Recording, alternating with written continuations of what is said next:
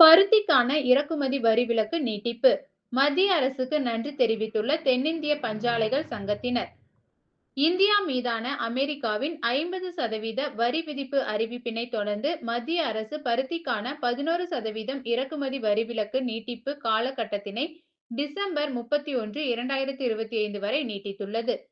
இந்த அறிவிப்புக்கு நன்றி தெரிவிக்கும் விதமாக கோவை தென்னிந்திய பஞ்சாலைகள் சங்கம் SIMA சார்பில் செய்தியாளர் சந்திப்பு கூட்டம் ரேஸ்கோர்ஸ் பகுதியில் உள்ள SIMA வளாகத்தில் நடைபெற்றது. இதில் தென்னிந்திய பஞ்சாலைகள் சங்க தலைவர் SK சுந்தர்ராமன், துணைத் தலைவர் ரவிசாம், செயலாளர் செல்வராஜ் ஆகியோர் கலந்து கொண்டனர்.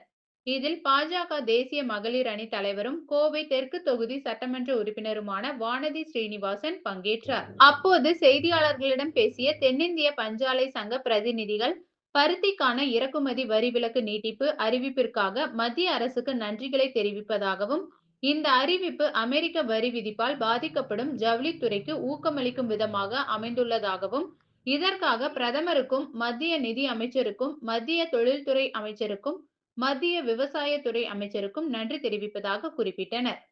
இந்தியாவின் ஜவுளி உற்பத்தியில் பெரும் சதவீதம் அமெரிக்க சந்தையை அடிப்படையாக கொண்டுள்ளதாகவும், அமெரிக்காவின் 50% வரி விதிப்பு இந்திய ஜவுளி தொழிலில் மிகப்பெரிய பாதிப்பை ஏற்படுத்தும். இதனால் இந்தியாவின் ஜவுளி ஏற்றுமதியில் முக்கிய பங்கு வகிக்கும் தமிழகத்தின் கொங்கு மண்டலங்களையும் பாதிக்கும் என குறிப்பிட்டனர்.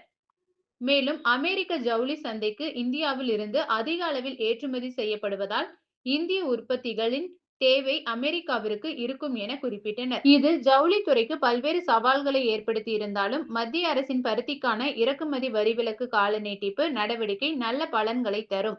அத்தோடு வங்கிகளில் செலுத்த வேண்டிய கடன் தொகை கால நீட்டிப்பு மற்றும் வட்டி விகிதங்களில் சலுகைகள் ஆகியன வழங்கப்பட்டால் இந்திய ஜவுளித்துறைக்கு பேருதவியாக அமையும் என குறிப்பிட்டனர்.